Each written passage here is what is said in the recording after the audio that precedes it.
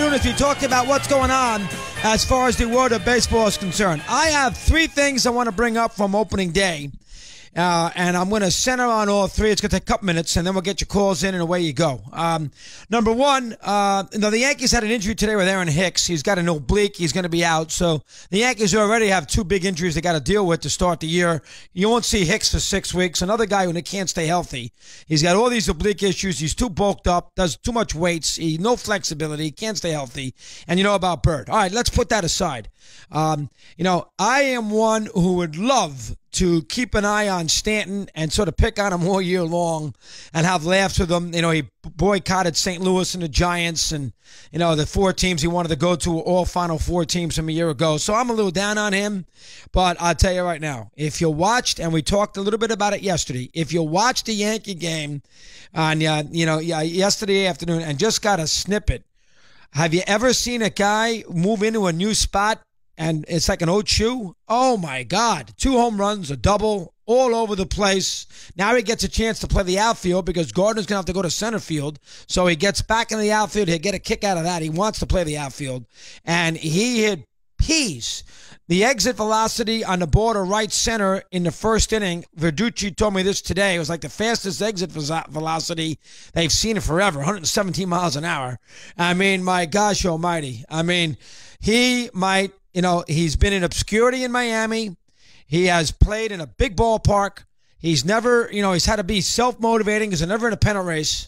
And now he's in New York with this Yankee team. He knows he's got Judge sitting here to pick up the slack and Sanchez. Maybe I'm going to have to go the other way. I thought maybe he'd be tight. And yes, Bobby Bonilla in his first game as a Met, Shea Stadium, hit 2 home runs, and we all know how that turned out. So it's never a guarantee. But my gosh almighty, what a start for Stanton. The Yankees looked tremendous. Toronto is atrocious, by the way. The Yankees looked tremendous. Stanton might hit 100 home runs for the Yankees. That is point number one. Point number two, and this is on the Red Sox since I'm on the American League East.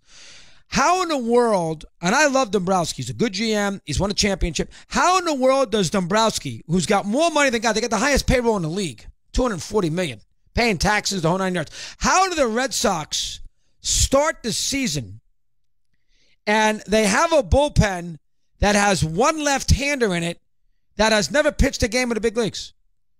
Now, this is a team. Now, I think you need a couple lefties, okay? You want to win a championship? The Yankees have Chapman. The Indians have Miller. I mean, most of these good teams. Now, Houston didn't, but most of these teams, Watson for the Dodgers. I mean, most of these teams, Doolittle for the Nationals. I mean, most of these pretty good teams have a lefty in the bullpen. The Red Sox, who have to deal with Yankee Stadium 10 games a year, okay? And, you obviously the Yankees are right-handed, but they don't need a lefty for that. But you would think that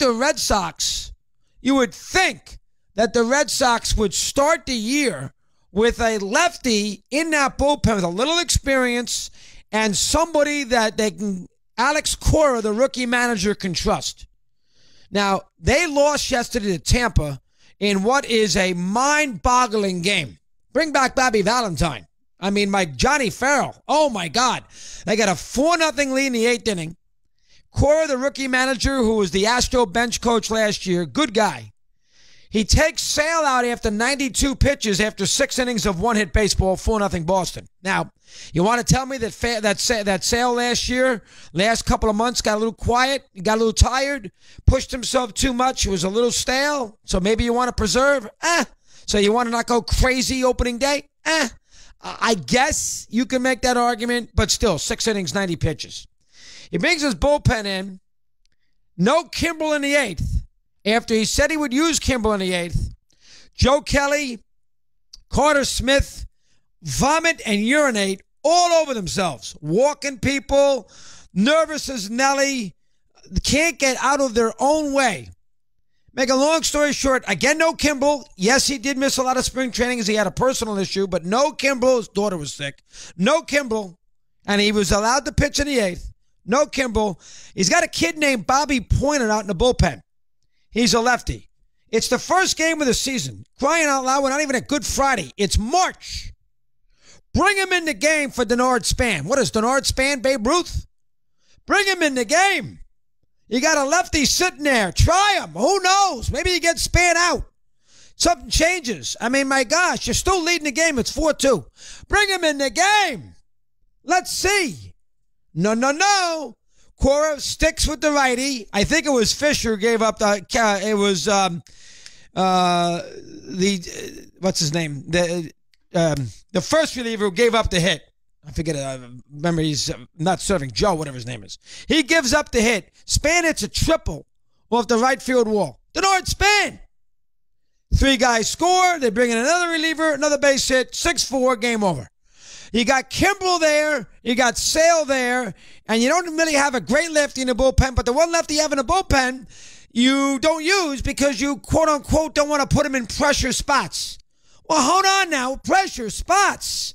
I mean, geez, if you can't put him against the Tampa Bay Rays in Tampa when you got 20,000 Red Sox fans in the building on opening day in March against Denard Span, when are you going to use him?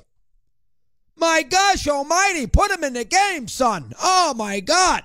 And the Red Sox end up losing the game 6-4. That was point 2. Point 3. And this is where baseball has gotten off the reservation, and this is why baseball today is very difficult to figure out. This is mind-boggling to me.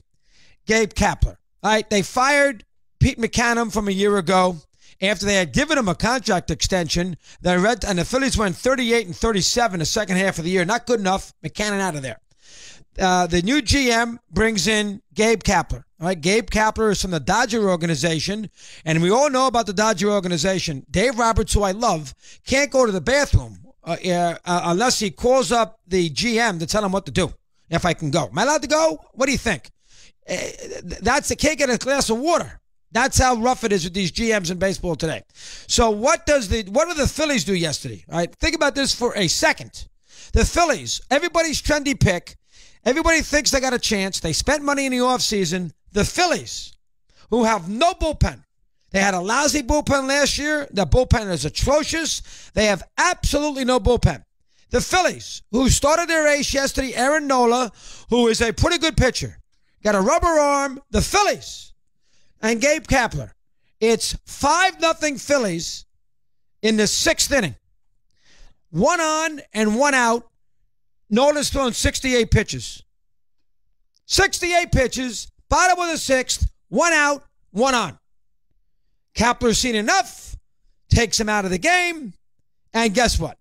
Before all is said and done, the wonderful Philadelphia bullpen in the next, the game was over in the 9th inning. In the next 12 outs, gave up 9 runs, 8-5 Atlanta a final. And that's just not it. Did you know that the Phillies, Gabe must have called the GM, right at the time. In the bottom of the 3rd inning yesterday, the Philadelphia Phillies against Ryan Flaherty, who barely made the team. Barely made the team. He just made it in the last day of the season, last day of spring training. He's a light-hitting second baseman. All right, he used to play for the Orioles. Lefty. Do you know the Phillies, in the bottom of the 3rd inning, put a shift on? That's right. A shift. This is not Ted Williams. A shift. They put a shift on. Flaherty's not an idiot. Get bunts for a base hit down the 3rd base line. One other thing. The Phillies, 2 years ago, gave Herrera, the center fielder, $30 million for 5 years. He had $280 last year. Pretty good little player. Pretty good little player. It is opening day. He is their starting center fielder. Somehow, some way, Kapler didn't start him in the game. Why? He's 5 for 29 lifetime against Julio Teheran. That is what's a problem in baseball.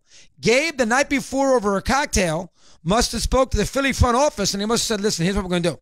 We're going to shift a light-hitting second baseman who shouldn't be in the sport because we think he's going to hit balls over the wall. We're going to let Nola pitch 60 pitches and get him the hell out of the game. First sign of a little trouble. And just to boot, let's not play Herrera because in 29 previous at-bats, despite the fact it's a new season, in 29 previous at-bats, he's only gotten 5 hits against their starting pitcher tomorrow. That is what baseball has come to. 22 after the hour, we continue. Mad Dog.